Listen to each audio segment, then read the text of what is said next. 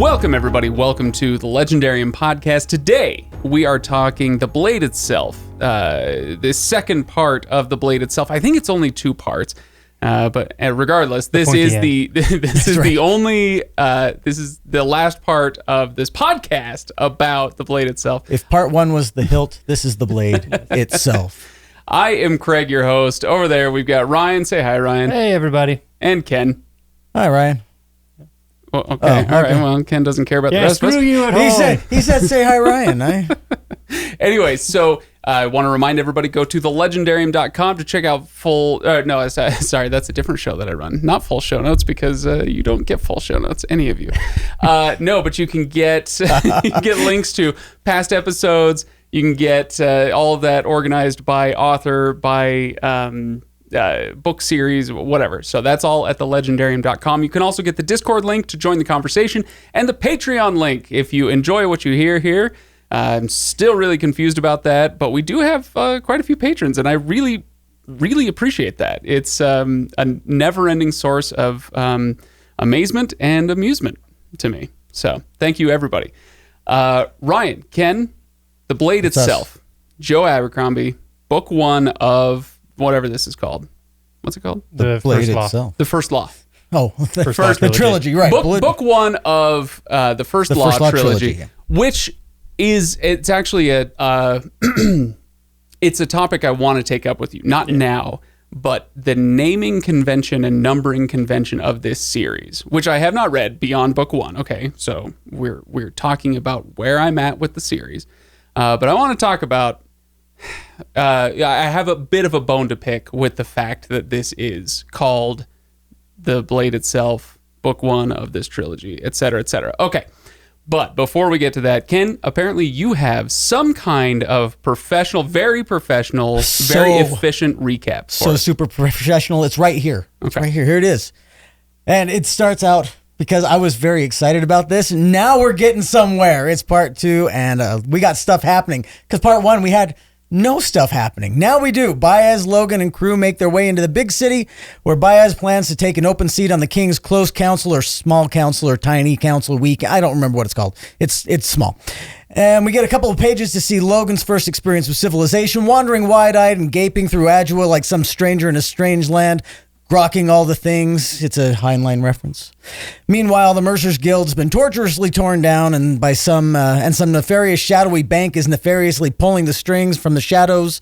But it's more important for Inquisitor Glockter to discredit the charlatan claiming to be the legendary Magus. Only one minor sticking point: Bias actually has the credentials. So that's, as we learn at the very end of the book. Yeah. Well, yeah, in full disgusting pink misty fashion.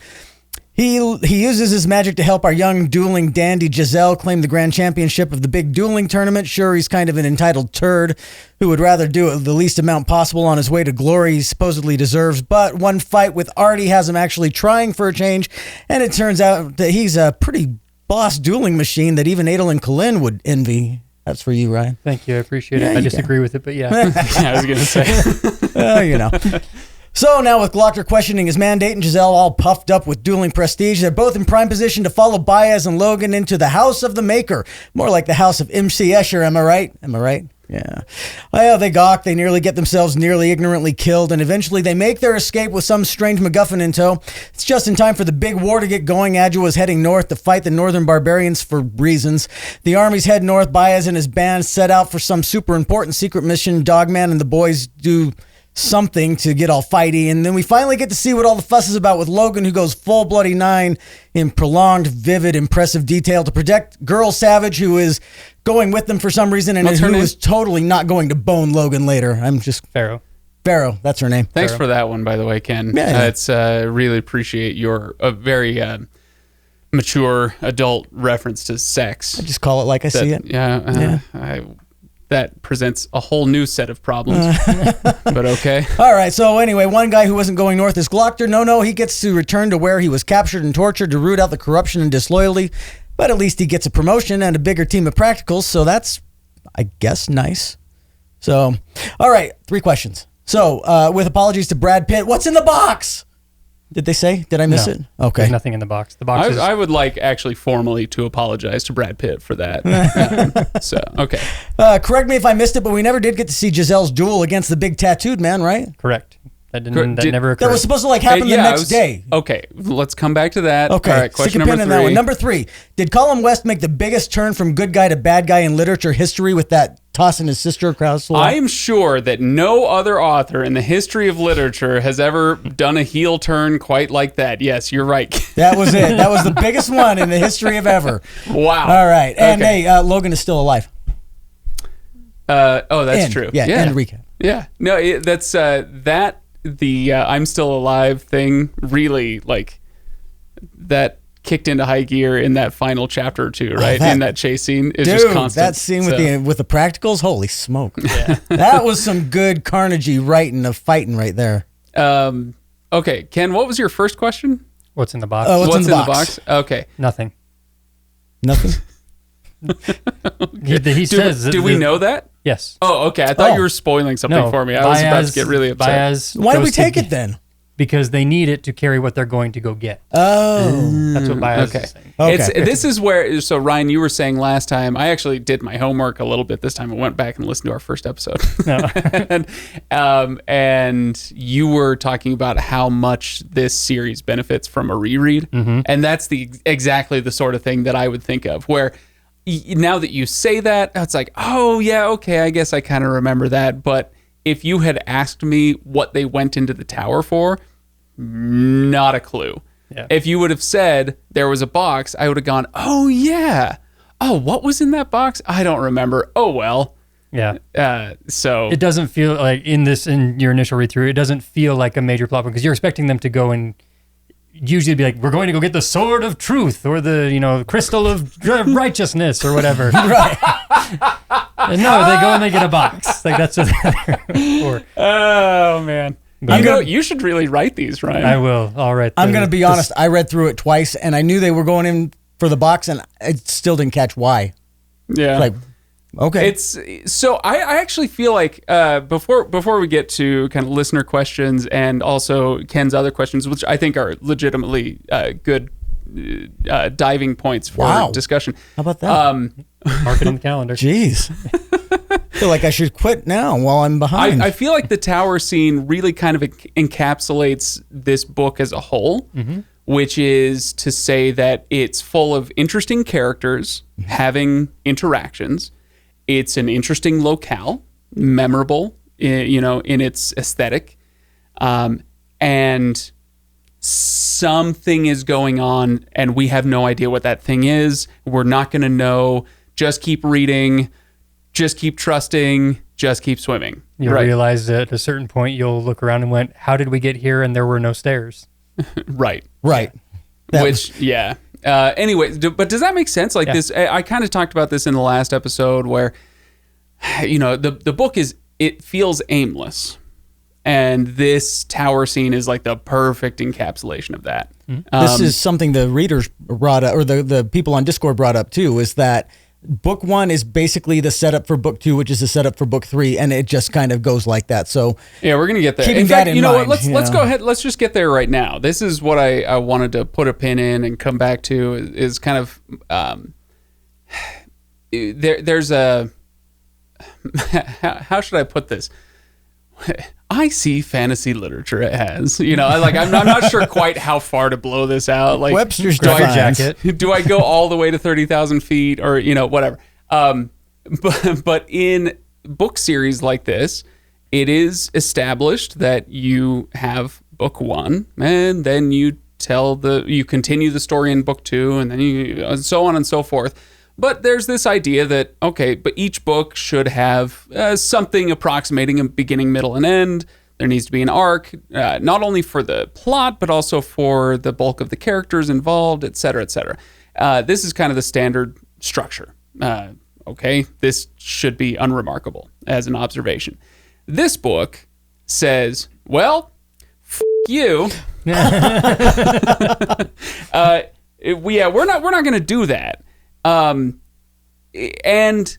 I'm not sure how I feel about this, only because now, okay, I want to be careful. I want to be, careful with my words here, because what I mean is I'm not sure that I love that because of the expectation setting of the genre as a whole.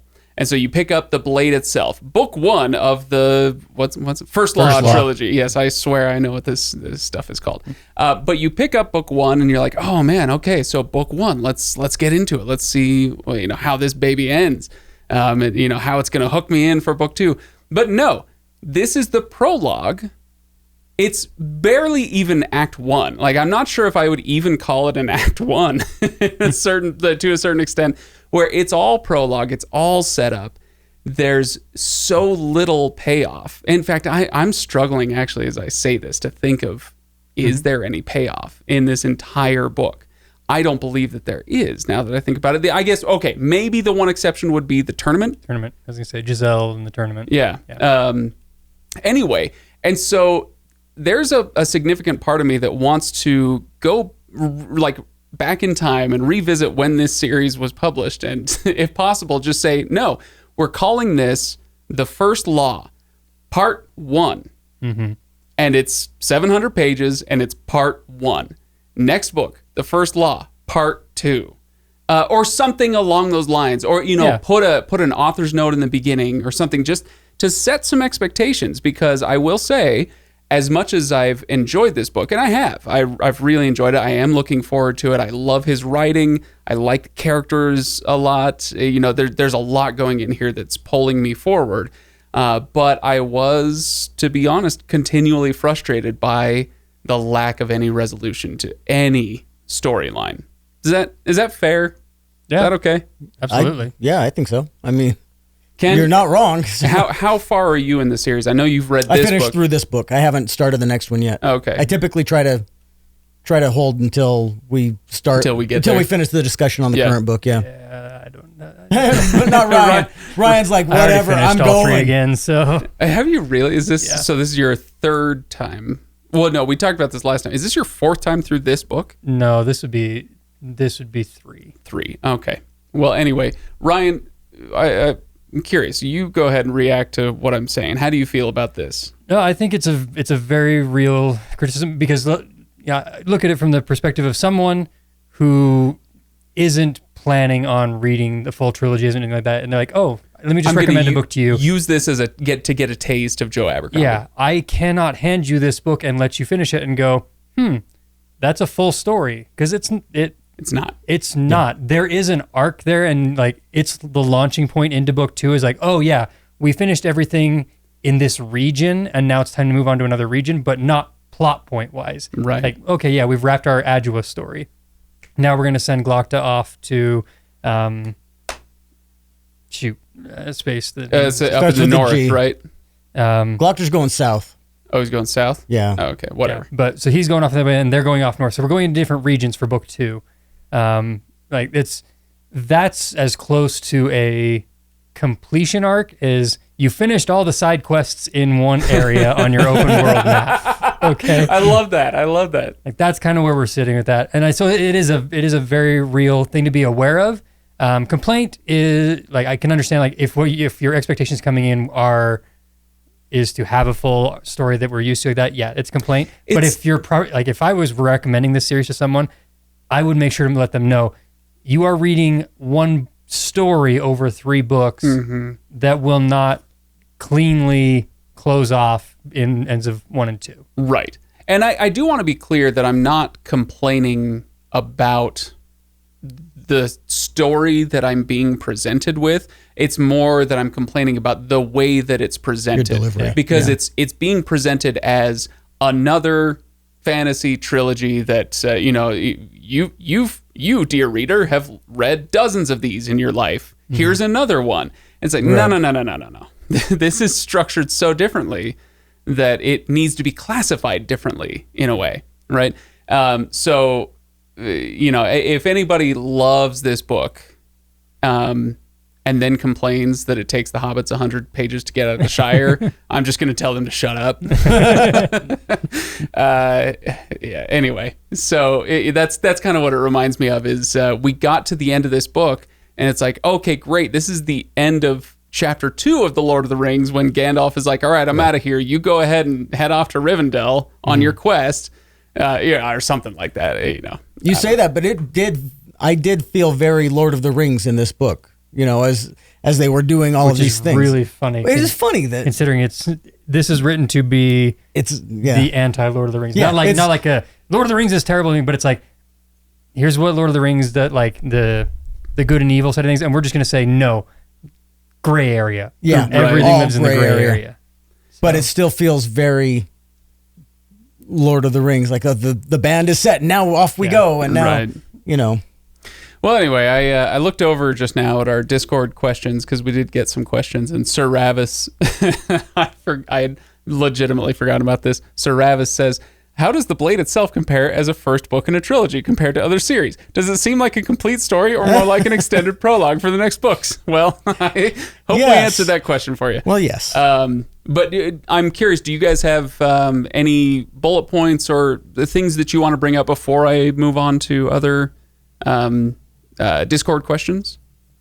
I really wish I had pulled some quotes because as I've been listening through this, there are some really great quotable discussions between different characters, and going through. I love these characters so much, and anytime we get into more philosophical discussions or bias teaching or whatever, it is just incredibly enjoyable to hear them talk about things, because there's I don't know how much in this book, so I'm not really spoiling anything, but some of the political discussions that are had, the views, like Logan's very simplistic view of the world and him trying to be a good man, things like my father always said, it's better to do something than to live with the fear of it, simple little isms. I don't know what the right word is. I remember that moment. And aphorism, maybe? Aphorism.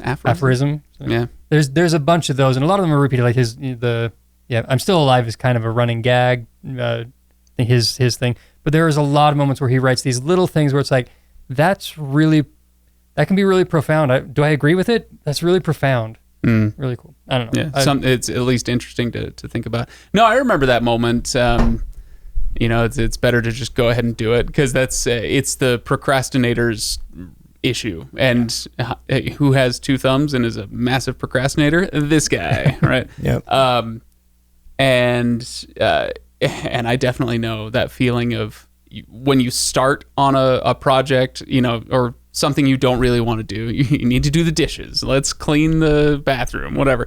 Once you start, it's like, this isn't that bad. Took me 25 minutes, whatever. But it's just the getting started. I don't want to do this, and it's going to ruin my life if I actually do a chore. Or this works for any job really, or whatever. I don't know. It ties into there's another quote. I had it on my desk for a little while, and I realized it probably wasn't the most positive message to have on the desk at work or whatever. But I hate my boss and everything they stand for. No, it's. Did you have a bad day, or did you have a bad 5 minutes that you milked all day? Nice. That one, it's just kind of, there's those quick little things like that moment there. It's interesting also to watch how those little thought processes, like that's one of Logan's core ones. We don't get a lot of time with Dogman and the rest of that crew right now, but to see that they carried Logan's philosophies with them from their time being under him, because they'll quote that same thing as Logan would always say, it's better to just deal with the thing than to live with the fear of it type stuff. It's interesting to watch how those things have spread and the effect that these characters have had on the world around them. Right. And on the other characters, yeah. Ken, it looked like you had something you wanted to History is littered with dead good men. Well, we talked about that in the first part. Yeah, I just love that quote. I saw it again, and I wanted to... I would say, actually, I was thinking about that line because I went back and listened to our first episode. I was thinking about that line again, and because it's a great line. Like it definitely hits pretty hard, but it didn't really sit well with me when I read it the first time, or heard it the first time, because I was doing audiobook. Yeah. And when you say it now, I get that same like, ooh. And the more I thought about it after listening to our episode and thinking about that line, the more I think that line, at least in this book, I don't know where the series is going to go, but at least in this book, that line probably encapsulates more than any other what it means that this is grimdark. So we've had some violence, we've had some, morally gray characters or outright bad people, that we're following around. And those are some hallmarks of grimdark, but I think it's that idea. History is littered with, what is it? History is littered with dead good men. With dead good men. This idea that there's no point. Good men don't change anything. That like if you're a sucker if you're a good person and you're not going to accomplish anything, you're not going to change anything, you're not going to move anything forward. I would say, as of right now, as of right now, that line is the most grimdark thing in the book. And again, maybe it'll get, more blatant as we go forward. Yeah. But I that actually disturbs me more than any of the violence we've seen so far. Yeah. And does that make sense? Yeah. It reminded me of a line. Did you guys see Firefly back in the I saw about half of it. There was a line. And I just got about, oh, wow, that was 12 emails. Just hit my inbox. Wow, already. Okay. Wow, that was fast. There was an episode where they go to a planet and the people on the planet built a statue to Jane, who was not a very good guy, right? I do remember that. Yeah. And in looking at that statue and going over the moral crisis of conscience as to why they built that statue and all that, Malcolm tells him, it's my estimation that every person they built a statue of was one kind of son of a bitch or another. And I thought, this kind of reminded me of that, in the sense that, yeah, somebody in history might have been held up as a good person, but even those good people had something. Mm-hmm. There was something in their past or something in what they did that is good through the lens of history, but might have been a little bit questionable at the time. Right.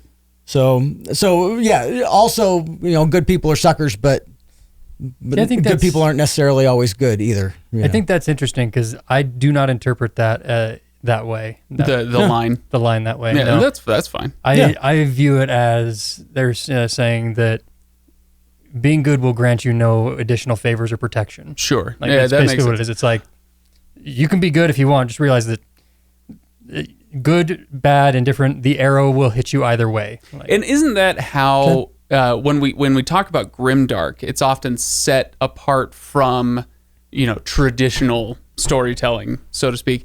And but this is the way that people talk about grimdark, is that, well, it's realistic. George Martin is writing A Song of Ice and Fire in a realistic way. This is how people really act. This is how people really are. And I think it's that kind of worldview that you're talking about. Like the universe doesn't care how morally upright you are. Yeah. Right.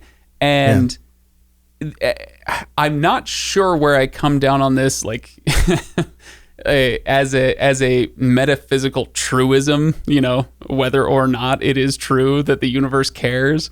But it troubles me as somebody who tries to be a moral person in some respect. It troubles me that this would be the way that we want to consume stories. I like the idea of our stories trying to uplift us and pull us out of the muck and mire of kind of our animalistic sides, and the careless universe and all that stuff.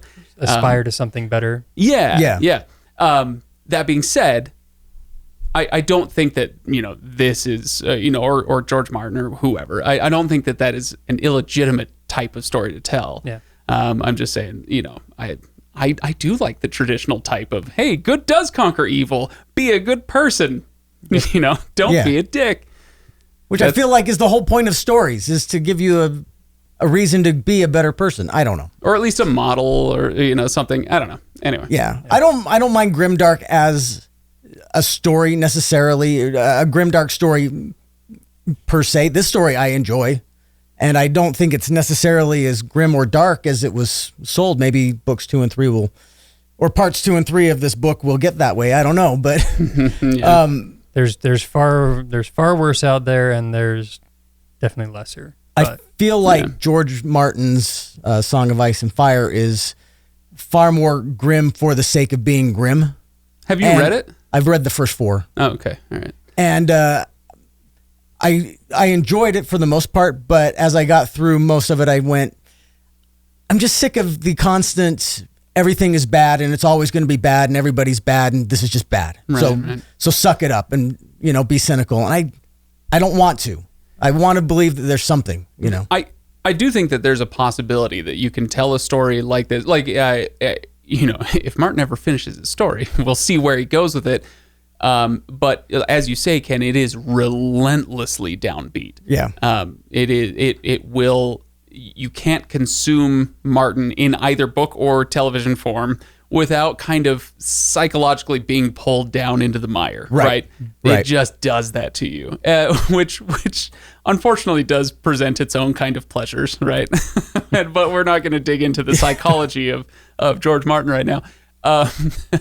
But I do think that there's room for a story like this to be extremely powerful, potentially, by kind of living in that muck and mire, and then maybe it will.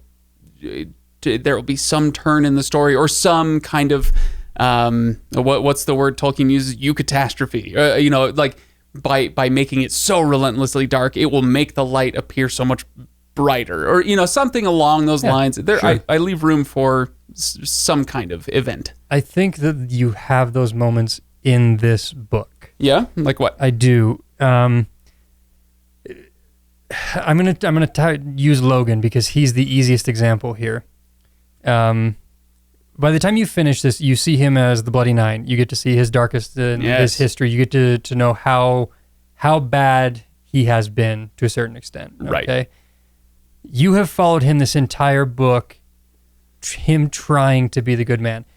Now, are you going to get the result of he's a good man, he's redeemed himself through his action or whatever? That doesn't feel like grimdark, like that's the thing. But those little moments where Logan chooses to be a better man, to not be the Bloody Nine, to do that things, those are the moments in grimdark that you grab a hold of and say, that's the aspirational thing. To continue trying, even though you have an overwhelming weight of history behind you that says otherwise. Kind of that Viking concept of Ragnarok may be coming and you are going to lose, but you should fight anyway. Yeah. Something like that. Yeah, Logan has that. Giselle doesn't really. I have a harder time dealing with that with Giselle. He's still a turd. I hate Giselle. For now. I reserve the right for him to be redeemed as something of value, but right now I just hate him. His reasoning. This is one of those things. Like everything good about Giselle is shallow and selfish to start with. Like, and I don't mean that as a character. Like even when he decides it's time to try and he's going to become this, the reason why is because I'll show her. Yeah, exactly. And I'm going to prove that, I'm going to show her and Glockta, who gave the best pep talk ever. Yeah, you could be good. I will say this for Giselle, which is that when he finally realizes that he's in love with Artie. Artie.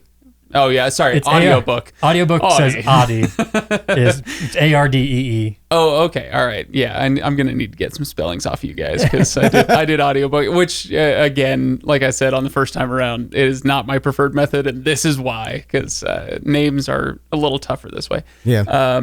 Anyway, when he finally realizes, oh crap, I'm actually in love with her, I quite enjoyed that moment for his character because it felt quite realistic to me, having gone through not the same thing, but I can't remember if I've told this story on the podcast when I realized I was in love with my wife, my future wife. We'd been married for 6 years, and it finally dawned on me.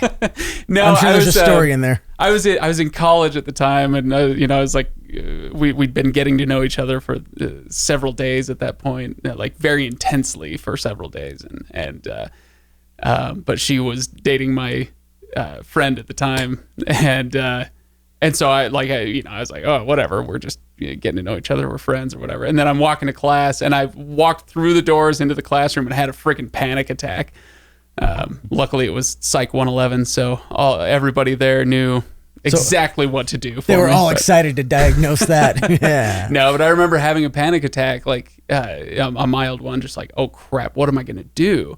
And kind of similar to, I only tell that to just say, yeah, it kind of rang true to me where he's going through this thing like, oh no, I am not in a position for this to be okay. Like, this isn't going to end well for her, for me, for anybody. And yet here I am. And it's that moment that, as much as he's like I said, a turd, he has the seed of something within him that could grow into a decent human being. Now, this being grimdark, I assume that if that seed doesn't kind of immediately take root and produce some kind of fruit, that it will be squashed into the mud and he'll be an irredeemable jackass for the rest of the series. I'm not sure where we're going with this, but it was a nice moment for him. I liked it. I'm going to run with that assumption just because I want to. All right.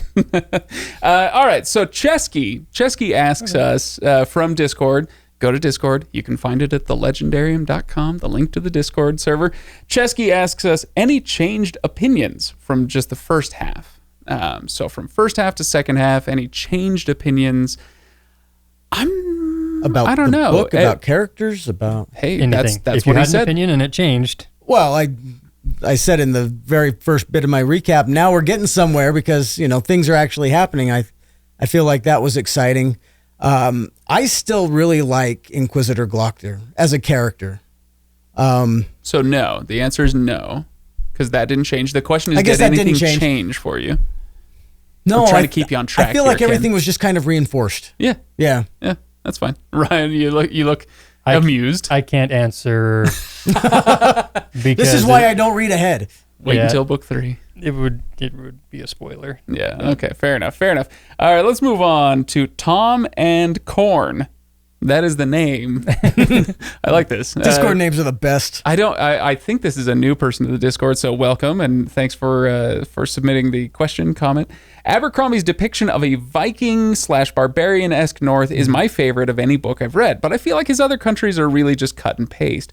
Did you like the depictions of the countries you saw, or would the book be improved by more North? I've got to say, this is it actually reminds me of Chesky's question in the last episode. He was asking, who's your favorite character from the crew? And at that point, we had precisely one scene with the crew. Yeah. And I kind of feel that way about this question from Tom and Corn. I love that. From Tom and Corn, I haven't seen enough to know. We've only seen kind of just the one city and then snippets from elsewhere.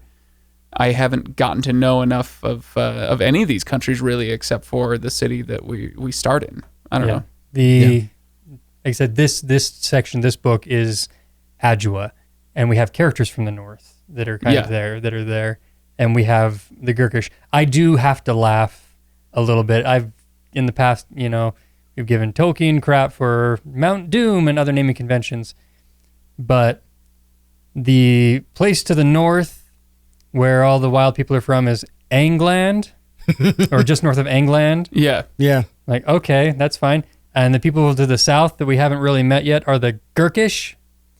Like the Turkish? And when you start to get their descriptions, it's like, oh yeah, you didn't really stretch very far, did you, Abercrombie? And we'll make that a G and that an A. So is this the horse and his boy all over again? So is Adjua right in the middle in Padua? Is that? Yep, pretty much. Is that what we're saying? Okay. He's just like, this already works. It's a legend of England and everything else. But that is the one thing that is, I laugh at it, but I'm also appreciative of it that this world is recognizable as our world. As some kind of Europe-ish. Yeah. And the geography matches to the civilizations that were there. The Northmen would be your Scottish, those the Viking kind of Celts group that would be there, and they're traditions and everything fits that. So are they Vikings? I kind of read them as Celts, but again, we haven't really seen much of them yet. I would say Celt is probably more accurate. Okay. But it's been a while since I've read up on my latest in the Vikings. Let me go play God of War and see how things go. Yeah, I'm sure that'll help you get your history really nailed down. Yeah. Right? It's like reading or playing Shadow of Mordor and being like, yeah, I know how Mordor works. Uh-huh. I kind of read Logan as a Viking. I guess typically when I hear barbarians, I just think Vikings. Actually, I think I would go Scottish, the Celts. Like that's okay. That's fine. It's either way. We'll learn more about it, and one of us will fail to do homework and present it in the next episode. And somebody will yell at us. Yeah, that's fine. Okay, let's go on. We've talked. I'm looking at some other questions, comments here. We've talked about that one from Tom and Korn. Lady Sweden asked about grimdark thing. We kind of talked about that already. But Lady Sweden also says, "How cool was that weird tower? Is there anything else about the tower we want to?" The House of the Maker. Yeah, the House of the Maker. Anything else that we want to or / can talk about with the House of the Maker, Ryan? The House of the Maker is so cool. But your first time through, your experience as a reader is very much mirrored of the people who are walking through it, where it's just like, what is this? What is going on? And it's like, I don't exactly get what's going on. But as you come back through it, and you understand the story of Canadius more, the Master Maker, you start to go through and look at it, and you realize there's a door that remains locked. That there's a guard that's been there the whole right. There's a whole bunch of little elements. Realizing how does this tower work, because it's stealing from any other number of things. It's like a room of requirement or a TARDIS or anything like. What was it? The House of MC Escher. Yeah. I pictured it like the final scene in Labyrinth. Where there's just stairs going everywhere. I don't picture anything as the final scene of Labyrinth. Sorry. Well, they go through like the thing is, if you think about it and you look at it, and when you understand, again, like I said, once you understand a little more of the story of Canadius, the Master Maker, this is a mastercraft of a craftsman, not a magician. Right. And so there's like these rings that are spinning around up there that you can envision, just like the solar system type things that are. Yeah. You've got that's rotating around. And as they're traveling through any number of terrible things that can happen, Baez is very protective of everybody when they're in there. Like, no, don't go wandering off. You will die. This is terrible. It's a very dangerous place. And then, like I joked about it earlier, but Glokta gets up there and he has the realization that Giselle didn't have, that no one else had. Like, how are we this high up? There are no stairs. I had the realization before he said something, which made it really satisfying when he finally said something. Yeah. So I think it's the House of the Master Maker is one of my favorite aspects, just in terms of visuals and cool elements in the book. I 100% agree with that. It was a delightful chapter in so many ways. If I were writing this book or editing this book or beta reading this book, I might have suggested, as you said, Ryan, we're put in the position of all these characters who are going through the tower. Now, we talked in the last episode about how Baez is not a POV character. We don't get to live inside his head. That's fine. But the other characters, we do live through them, or we do experience the story through their eyes. And one of the things that really frustrated me in that scene was I could see the kind of the mythology of the tower and the maker versus the magi, and there's some cool story stuff going on in the background. Well, if I'm experiencing this story through the eyes of a Giselle or a whoever else goes up, Glokta goes up in the tower, they know these stories. And at this point, at the end of this book, or at the end of just that scene, whatever, I, as a reader, don't have any idea what's going on with those stories. Mm-hmm. They just, in their own minds, they're like, oh yeah, I know all about that. Well, it was a little dissatisfying for me to feel like, I want to know what they know because I'm experiencing what they're experiencing. And I couldn't quite get into their mindset as fully as I would have liked to. And it's very clear as I'm reading this book that Joe Abercrombie is intentionally avoiding some of that exposition for effect. I get it. That's fine. But in this instance, it was dissatisfying for me. Give me more. I think because I do think the only storytelling element, because throughout this whole series, you will get a lot of the exposition of the history through Baez as the one who lived it. And Right. He'll have the moment, we're sitting around a campfire, time to exposit a little more. Yeah, just a tiny bit. I think I could be wrong, I think in there, he reminds them of the story of him throwing down the Master Maker after the Master Maker threw his daughter off the tower. And this is where the battle happened. Right. And that's pretty much the extent of it There was something that happened here. Yeah, this is where I threw down Canadius. But what does that mean? There's no further explanation, but this is where that happened. Right. Like, he's essentially a plaque on there. But do you get my point though? Like they all know what that means. They all grew up with those stories, and I have no idea what's going on. So yeah, again, from a narrative perspective, you want certain things about the story to unfold, and so you're not going to tell me right away as the reader.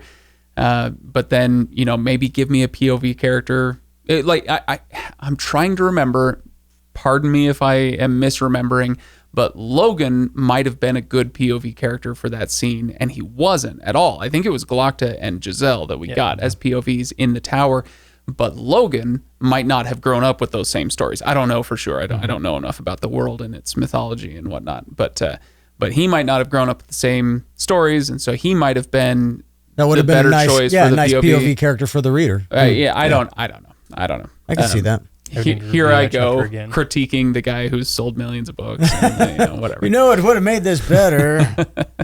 But I guess that's kind of our job, isn't it? Ryan, what do you got? Sorry, you looked like you were about to say something. Were you just yawning because you're so bored? No, I was just trying to. I need to go back and review that chapter again, just for a fourth time. Yeah, because I feel like it's one of those things where I feel like there's more there than we're giving him credit for, but that's only a feeling I don't have. Right, and it could be a reread feeling on that. Yeah. The last question here is from Yeti Beats, who asks, how much did you enjoy Baez's butt-naked murder of a man at the end? So, here we are. So this is the final scene in the book, and by scene, I mean it feels like chapters. It just goes on for a while. Yeah. But there's a whole thing where Logan and Pharaoh are getting chased through the city by masked practicals. Okay, practicals. Yeah, I couldn't tell what they were. I just knew they were getting chased down. I didn't know why. Salts. They were Salt's practicals, right? Yeah. The girl that goes with Baez to technically Kirkland or wherever it is. Kirkland. They're the Kirkland. They're the Kirkland signature. Gurky, I don't know. Since they're the Gurkish, I guess they're going to Gurky. I don't know. Costco brand assassins are chasing them through the city, and that's why there were so many of them. They, it's really intense. Yeah. And we get a lot of injuries, especially to Logan. Pharaoh seems to acquit herself quite well. He's getting the crap kicked out of him just by being chased around. Just in turn for the light switch, time for the light switch to turn on and unleash the Bloody Nine. Yeah. And so, exactly. So he's about to die, and he lets out his inner demon, the Bloody Nine, and just goes to town, just murders everybody around him. I do the killing. It is a very interesting difference because I am working up to Baez, by the way, but go on, Ryan. No, just realizing that the Bloody Nine is a Jekyll and Hyde situation. Right. It is not just he's really angry and bitter or whatever, but there's literally a second, like a second entity type thing that when it takes over, he doesn't feel pain anymore. Right. It's kind of tinged with green and never mind. Yeah. Dr. Logan and Mr. Bloody Nine. So anyway, I just mentioned that because, okay, now we're starting to get some real action, some real violence in this grimdark book that's promised us all these things, right? And he goes ham in these chapters. And then they finally escape these masked assassins, or at least they think they do. And they make their way back to the rooms, the headquarters where the group is kind of gathering. But then several of these assassins catch up to him, and they're like, "Oh crap! Well, what are we gonna do now?" And Baez comes out of the bathroom. He was taking a bath. Man who likes his baths. So he's as Yeti Beats says, butt naked, and and he comes out and just casually vaporizes one of the assassins. Mm-hmm. And so this is we've got a taste of the magic at the end of part 1 when he kind of like, what does he do? He bursts trees into flames. He kind of explodes part of a forest and shrapnels everybody to death, right? And that was interesting, but it wasn't direct magic on another human being, right? It was magic on trees that then killed people or something. I can't remember exactly what happened. But now we have Baez just with... I don't think he said any magic words or waved his hand or anything. It's just somebody just died. There's vaporized. A shimmer above his shoulders. Right. That's all you ever get in terms of his magic. A shimmer of his shoulders. So anyway, I thought it was interesting, partly because, it's a cool visual. He comes out, he's naked, he's dripping soapy water, and there's a great description of how this should make somebody feel more vulnerable, but somehow he seems more intimidating because of all this, and then, somebody just pops. And it was, so what do we think? How much did you enjoy it?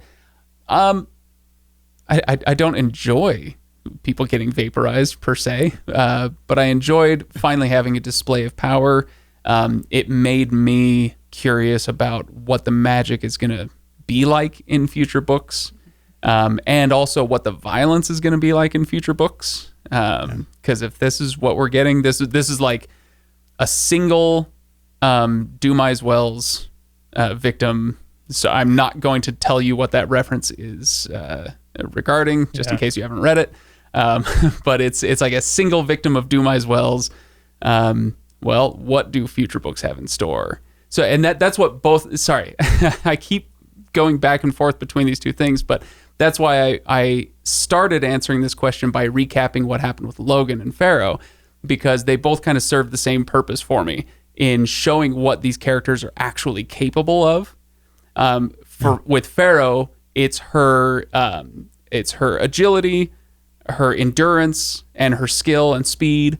And with Logan, it's his incredible, monstrous strength and will. His pure brutality. To kill. Brutality, great word for it. Good job, Ken. Hey, I got a thesaurus. He's a tank. She's a rogue. Something, yeah. And then with Baez, his magic power. I feel like it set up all three of those characters really well to make me curious about where they're going to head. It raises a really good question, though, because we've seen Baez has used magic, I think, 4-ish times in this book. We have that first time with or I should say, he's used magic apparently like 4 times. Because he also cheats in the tournament. Oh, right. He influences Giselle. In that, and the question is, okay, anytime you have a very powerful magic wizard character, the question always raises, well, why don't you just have them pop everyone then? Or why don't you just, so what are those limitations? What are the consequences? What are the consequences? What's the price of doing this? Because they have already said it through his, I believe it's through his, what is the word? His apprentice. Thank you. All magic has a cost. I don't know why I went Spanish as like his niño, and I'm like, that's not even close. His halfling. I don't know. There's all magic has a price. All these things, and every time he encounters someone, one of the other magi, because we meet another person. Oh, right, the guy who led Pharaoh out of the forest to begin with. Yeah. Yeah. I can't remember his name. I can't remember his name now either. Yeah, there's a handful of tertiary, I guess, those would be characters off the side that are really cool. Other magi who've kind of popped in there and have conversations with Baez on his level where you get to watch and be like, oh, okay, what's going on there? What's going on here? That's cool. I expect that guy shows back up. But I don't know. He doesn't. I don't think you're winning a lot of money on that bet. But I look at it and go, I don't know what your point is, but I'm sure that it will be. Yeah, I'm sure it will be established later. You could ask that question of any number of characters or scenes or anything in this book. It gets back to the whole aimless thing. Yeah. If this were its own book, there would be no point to it. Remind me, were the practicals trying to wipe out the band? Is that, or were they after Pharaoh specifically? Or I can't remember exactly why they were there. Salt wants to capture Baez and prove he's a fake. Right. And so it's basically go capture him, and bring him in. And so the other Inquisitor, not Glocta, but the one that he hates. Right. Yeah. The one who gets embarrassed by all this. Yeah. Yeah, I can't remember his name. He goes, Salt sends him and the practicals to basically go get them so we can prove that they're frauds and everything. Right. Okay. Archlector Salt, without a doubt, is my least favorite character. Not because he's poorly written or anything, because I just genuinely hate that man and the way that he works and thinks. The way he conducts his business? Yeah. Yeah. Everything. Is this the part where we bring up Andor and bureaucracy? Yeah, that maybe another episode. That's another episode. If you open right up there. the can of Andor, we are going to be having a long episode here. All right, well, The can of Andor. the Candor. Hey, put it right next to the crystal of righteousness and the sword. All right, well, on that note, let's go ahead and call this one for today. Are you guys comfortable with calling this for now and leaving it for book 2? Yeah. Good. I'll say I was disappointed for the main character. We sure didn't get as much of Logan as I wanted. I'm sure that'll be fixed. Is he as the we main go forward. character? I feel like he there's is. 4. I feel like in every synopsis and all that, everybody talks about Logan Nine Fingers, and basically he's the guy who's supposed to drive the action. I feel like there was very comparatively little of him in the first book, and maybe I just went in with misplaced expectations. He's the only character I think that is actively trying to better himself, which probably makes him the most likable of the main characters. I feel like he's supposed to be. But I guess that does bring up one final thing that I'll mention, which is the scene between West and Glocta. When West comes to ask him for help, and Glocta says basically "F you." You never came to visit me when I returned from the was a good dungeons. scene. And West says, "Actually, I did. Your mother turned me away twice, and she wouldn't let me see you, and so I stopped trying after a while. Whatever." And it changes Glocta's perception on a dime, and he does. I have a friend. He does the thing that is so difficult for any of us to do, but I think is a valuable skill, which is to change your mind, even if it's on the spot. It's a difficult thing to do, to then immediately ask for forgiveness, and say, I thought I knew what was going on. I didn't. I apologize. Can you forget it?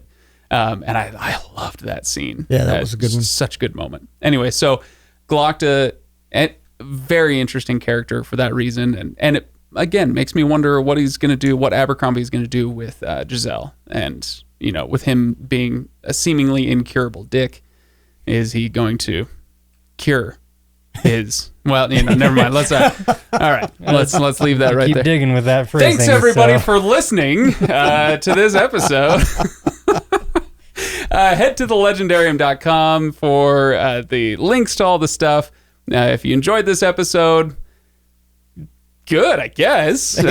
Go and check out the Patreon link. We picked up we actually picked up a patron or two after the last episode, so we must have done something right. So we appreciate you guys for showing up, and you can see your names on YouTube. That's one of the massive, and I mean valuable, Patreon perks, is that I put your name on the YouTube videos. So Nice. Awesome. so you can go there, you can go check out the Discord link, all that stuff. Ryan, Ken, thanks for playing along once again. I'll see you guys for book 2.